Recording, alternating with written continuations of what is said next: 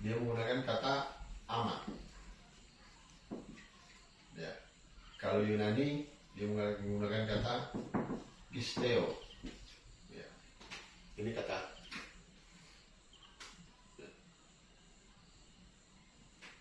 Oke, sampai di sini ini cuma pengenalan kata saja tentang iman dan percaya. Nah, kalau kita melihat Ibrani 11 ayat 1, iman itu merupakan sebuah fondasi. Dasar. Itulah sebabnya kita mau ke sini harus percaya dulu. Karena dia merupakan dasar. Dasar kita mau mengenal Allah, mengenal pribadinya lebih lanjut. Ya. Jadi kita harus mengenal dulu dia. Itu dasar, fondasi. Ya. Bangunan harus memiliki fondasi. Ya. Supaya bangunan itu berdiri. Bisa berdiri tanpa fondasi, tetapi tidak memiliki kekuatan. Banyak orang Kristen tidak memiliki kekuatan karena tidak memiliki fondasi. Kenapa? Karena mereka sejak lahir hanya sampai percaya. Saya percaya, Bapa, Anak, dan Roh, saya percaya. Tetapi apakah di dalam kekristenan itu dia mengimplementasikan atau mempraktekkan iman itu dalam kehidupan kita? Kita percaya betulkah benar tentang kuasa Tuhan? Ya. Banyak kan kita melihat banyak orang Kristen 1 tahun 1 kali. Di mana ada namanya burung tahun. Burung tahun. Ya. Ada satu marga namanya burung naung. Kemudian di jemaat dipanggil, sempat ada yang kepleset, dibilang burung tahun. Nah, saudara, ini burung tahun itu satu tahun baru dia pulang. Dalam 1 tahun dia cuma pulang 1 kali. Makanya dibilang memang burung tahun. 1 kali dia pulang. Sudah habis itu dia pergi lagi. Jadi dia Natal, dia datang ke gereja. Ya, seperti beberapa bulan Desember kemarin di grup kawan Noah, dia foto, saya ada di belakang, dia foto di belakang. Kemudian dia kirim di status grup, baru masuk gereja. Jadi selama 1 tahun dia di Kobatma, baru kali itu dia masuk gereja. Nah, itu yang Kristen Natal. Ya. Nanti Natal tanggal 25 baru dia muncul. Ya. Nah, itu yang berbahaya. Kenapa? Karena dia tidak percaya, dia tidak punya fondasi, dia tidak punya iman. Ya. Nah, orang-orang seperti itu gampang sekali goyah. Ya. Kenapa? Karena tidak punya fondasi. Kan di Alkitab firman Tuhan memberikan ilustrasi itu, bahwa ada orang yang membangun di atas pasir. Kemudian ada yang membangun di atas batu.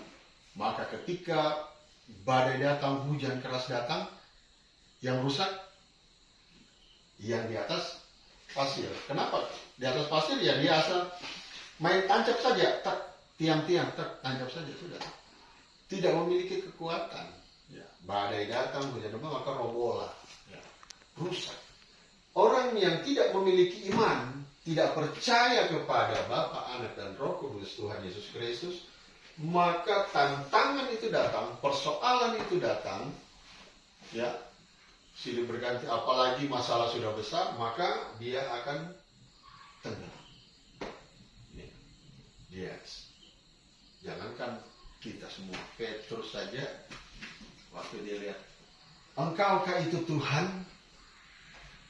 Tuhan bilang iya. Ini dia sudah bicara.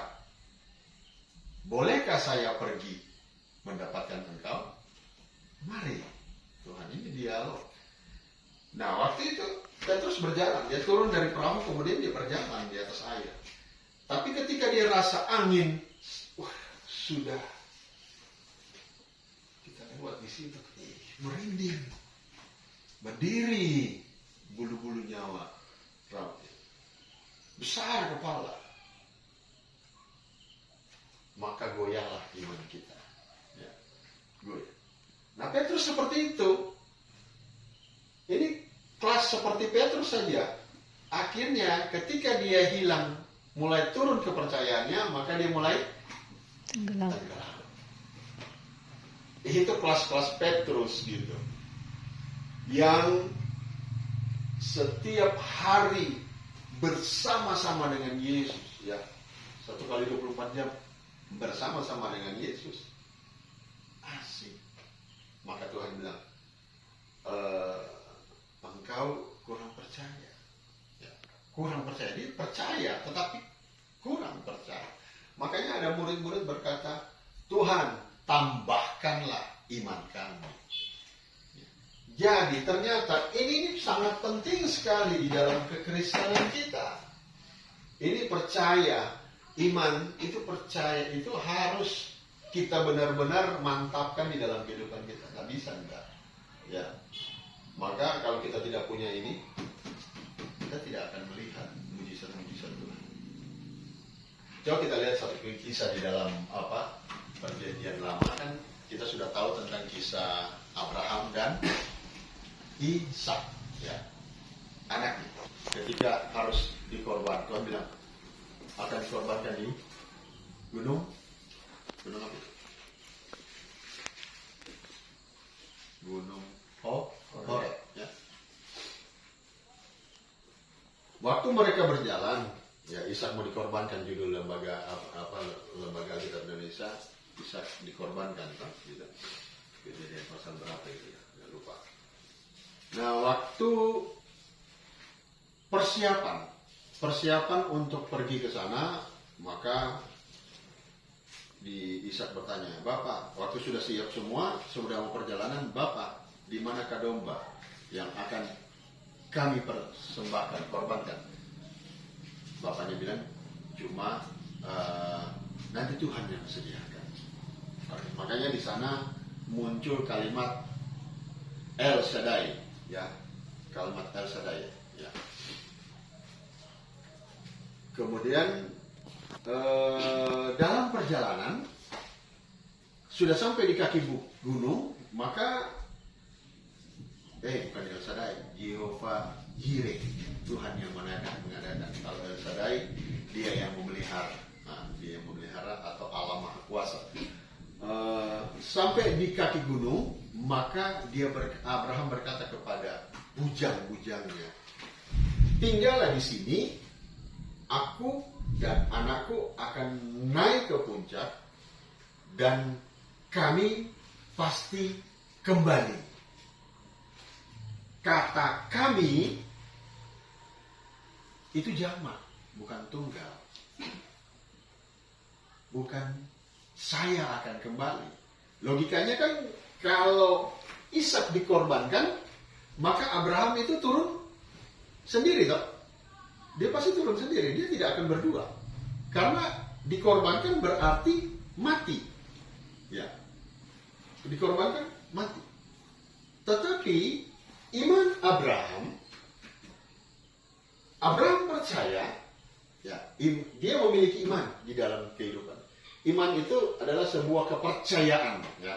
Kepercayaan kita terhadap sesuatu yang lebih tinggi dan berkuasa atas kita, seperti Allah, gitu.